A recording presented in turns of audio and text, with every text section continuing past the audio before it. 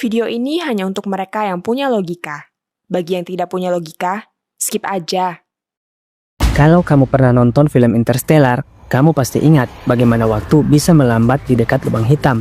Atau film The Matrix, saat Neo menyadari bahwa dunia yang dia hidupi hanyalah ilusi. Have you ever had a dream, Neo, that you were so sure was real? What if you were unable to wake from that dream? How would you know the difference between the dream world and the real world? Nah, ternyata tidak semua adegan-adegan di film itu bentuknya fiksi. Ada bagian-bagian dari film itu yang berdasarkan pada fakta-fakta ilmiah. What is the Matrix? It is the world that has been pulled over your eyes to blind you from the truth. You are a slave born into a prison for your mind. Hari ini kita akan bahas satu kenyataan mengejutkan dari dunia fisika. Bahwa tubuh manusia yang kamu lihat, kamu pegang, dan kamu rasakan sebenarnya terdiri dari hampir 100% ruang kosong. So we have the illusion that things are solid when actually we have this tremendous vacuum given by the fact that the atom is basically empty. And since protons and neutrons are the dominant stuff in your body, the empty space is responsible for 90% of your mass. Tapi kalau tubuh kita ini kosong, kenapa terasa padat? Kenapa terasa nyata? Dan kenapa kita bisa menyentuh benda, berjalan, makan, dan merasakan banyak hal? Kok bisa? Mari kita bahas. To paraphrase one of the founders of quantum mechanics, everything we call real is made up of things that cannot be themselves regarded as real. And at stake, that everything we thought we knew about the world might turn out to be completely wrong. Makes sense.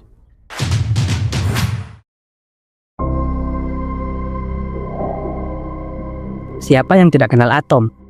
Unit dasar penyusun materi yang terdiri dari inti atom dan elektron yang bergerak mengelilinginya. Atom adalah unit dasar penyusun segala sesuatu di alam semesta ini, seperti batu, air, udara, meja, kursi, termasuk tubuh manusia. Jumlah atom di dalam tubuh manusia sekitar 7 diikuti 27 kali angka 0 di belakangnya. Bahkan dalam satu helai rambut manusia saja, terdapat miliaran atom yang bekerja bersama membentuk jaringan. We calculate, you can't even see it, I think, there's a 1 at the end of that. We calculate that the energy of empty space is a gazillion times the energy of everything we see. Tapi tahukah kamu, gambar atom yang kita lihat di buku pelajaran dan di video ini, dengan bola-bola padat seperti proton, neutron, dan elektron, sebenarnya itu bukan bentuk aslinya. Itu hanyalah bentuk penyederhanaan sebagai ilustrasi agar mudah dipahami oleh pikiran manusia. Pada kenyataannya, atom jauh lebih kecil dan jauh lebih kosong dari yang pernah kita bayangkan.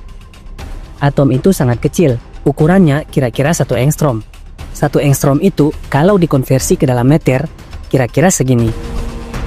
Saking kecilnya, kalau sebuah atom diperbesar seperti sebuah stadion, maka inti atomnya hanya seperti sebutir debu di tengah stadion. Dan kalau inti atomnya diperbesar lagi seperti bola tenis, maka jarak elektron terdekatnya bisa sejauh 1 km. Dan di antara keduanya tidak ada apa-apa selain kehampaan. Jadi pada kenyataannya, lebih dari 99,99999% dari setiap atom adalah ruang kosong. If we think of that being the size of an atom, then the size of the nucleus would only be 1 millimeter in diameter. That's a bit smaller than this little grain of sand that I've got in my hand here. In other words, what it means is atoms are essentially empty space. Dan karena tubuh manusia terdiri dari triliunan atom, maka secara ilmiah, tubuh kita juga nyaris kosong. Bahkan kalau semua ruang kosong di dalam tubuh kita dihilangkan, maka tubuh manusia bisa menyusut jadi lebih kecil dari debu. Dan kalau seluruh umat manusia menyusut seperti itu, semua orang di dunia ini bisa masuk ke dalam sebuah apel. The players in space and time on the scale that we can measure are elementary particles. Everything we see, you and I, are made up of a really nice small subset of elementary particles. Electrons and the protons and neutrons that make up our atoms are made of quarks. And for the most part, that's everything we can see. There are lots more particles in nature, but pretty well that's what makes up you and I. Nah, konsep inilah yang coba diperlihatkan dalam film Ant-Man.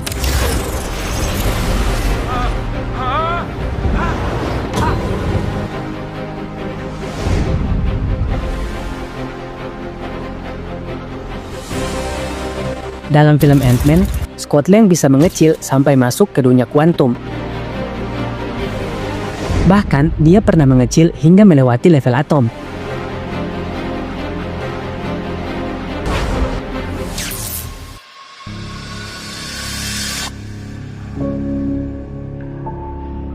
Dalam skala itu, segalanya terlihat aneh, seperti mimpi, melengkung, dan berputar.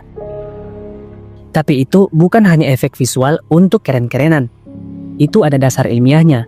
Dalam dunia kuantum, ini disebut quantum realm, yaitu dimensi subatomik yang hanya bisa diakses melalui penyusutan. Do not screw with the regulator. If that regulator is compromised, you would go subatomic. What does that mean? It means that you would enter a quantum realm. What does that mean? It means that you would enter a reality where all concepts of time and space become irrelevant as you shrink for all eternity. But the thing that I found exciting about this is that we introduced the quantum realm, a place where the laws of physics, space and time themselves, the arrow of time. Jadi, ketika kamu bisa mengecil sampai cukup kecil dan masuk dalam dunia atom, maka kamu akan melihat bahwa atom sebenarnya hampir 100% ruang kosong.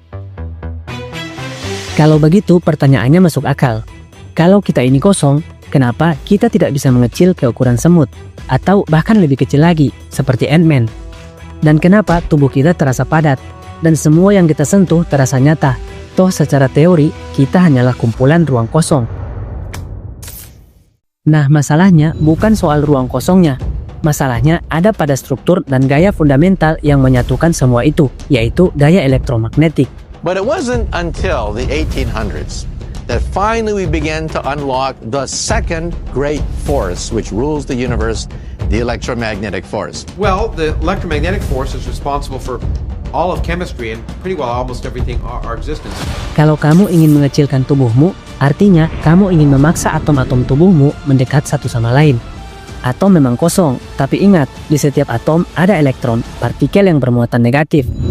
Dan seperti yang kamu tahu, partikel yang muatannya sejenis, jika didekatkan, akan saling menolak. Ini disebut gaya Coulomb.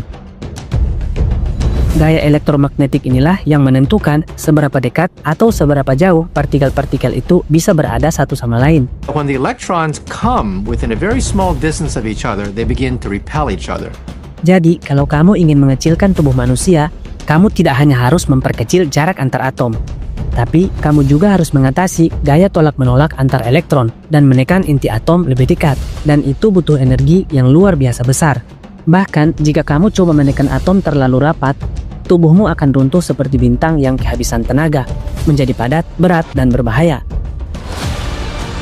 Dalam skala manusia, mengecil seperti Ant-Man berarti menyusun ulang seluruh struktur kuantum tubuh kita. Dan sejauh ini, hukum fisika tidak mengizinkan itu tanpa merusak kita sepenuhnya. There's nothing in between. In between exists nothing. And that's very non-Newtonian. If you take the Earth and you could move the Earth a little bit closer to the Sun, no problem. It would have a different orbit, would be stable, would have a different time to go around the Sun, no problem. That you cannot do with an electron around a nucleus. You cannot just change the orbit by a little bit. You have to change it by, so to speak, a lot. Dan jangan lupa, kalau kamu mengecilkan jarak antara partikel-partikel tubuhmu, kamu akan meningkatkan massa jenismu secara ekstrim. Artinya, tubuh kecilmu akan memiliki massa yang besar, berat seperti logam padat. Kamu bukan jadi Ant-Man, tapi mini black hole.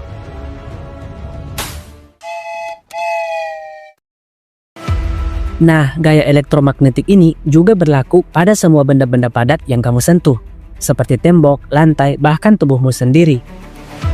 Ketika kamu menyentuh meja, sebenarnya tanganmu tidak benar-benar menyentuh permukaan meja.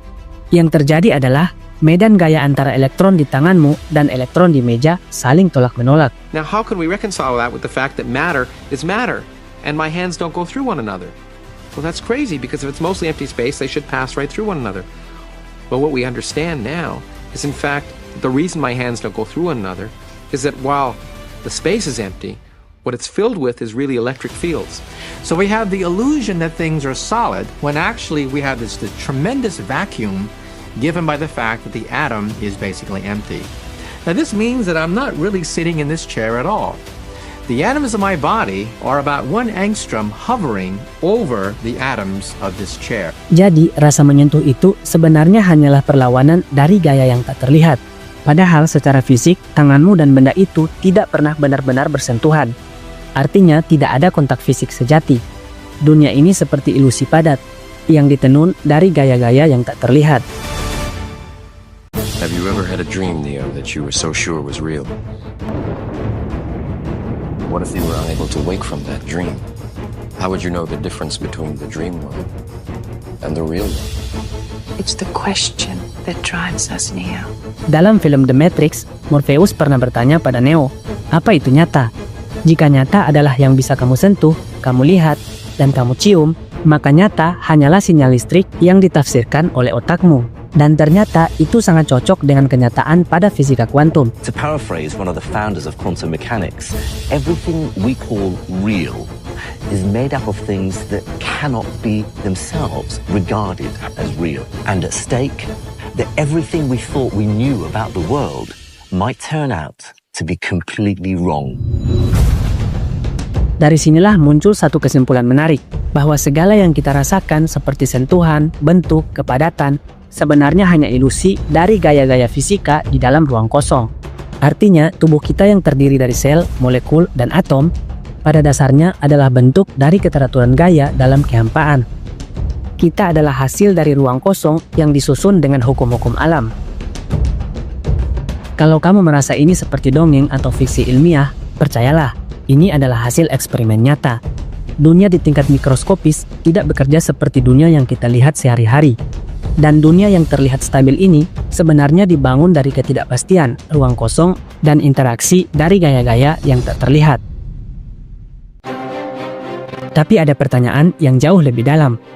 Jika tubuh kita hanyalah ruang kosong dan gaya, lalu bagaimana bisa muncul perasaan, pikiran, dan kesadaran? Otak manusia juga tersusun dari atom yang kosong. Tapi dari situ muncul ide, mimpi, harapan, dan cinta. Ini adalah misteri terbesar dalam ilmu pengetahuan. Bagaimana bisa ruang kosong menghasilkan kesadaran? Sampai sekarang belum ada yang bisa menjelaskannya dengan pasti. Kita bisa buat komputer secerdas apapun, tapi belum ada mesin yang bisa benar-benar sadar seperti manusia. Padahal otak kita hanya kumpulan sel dan listrik, tapi dari dalamnya muncul rasa ingin tahu, rasa takut, rasa bahagia, dan rasa sedih. Mungkin justru di sanalah letak keajaibannya. Kita bukan sekedar kumpulan daging dan tulang. Kita adalah hasil dari kekosongan yang penuh arti. Dari hal-hal yang tak terlihat, lahirlah hal-hal yang paling berharga dalam hidup. Jika dilihat dari luar angkasa, bumi ini hanyalah titik kecil. Tapi di titik kecil ini ada kehidupan. Ada manusia yang berpikir tentang alam semesta, yang menatap langit, dan bertanya, kenapa semua ini ada? Dan itu membawa kita pada satu pandangan yang lebih dalam lagi, bahwa meskipun tubuh kita kosong, hidup kita punya isi dan punya makna. Bahwa ruang kosong bukan berarti tidak penting. Justru dari kekosongan itulah terbentuk bintang, planet, makhluk hidup, dan pikiran kita sendiri.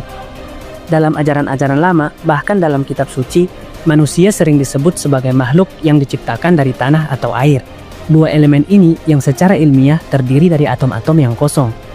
Bisa jadi pesan itu bukan hanya tentang asal-usul, tapi tentang hakikat, bahwa kita dibentuk dari sesuatu yang secara fisik tak berarti, tapi bisa menghasilkan sesuatu yang luar biasa.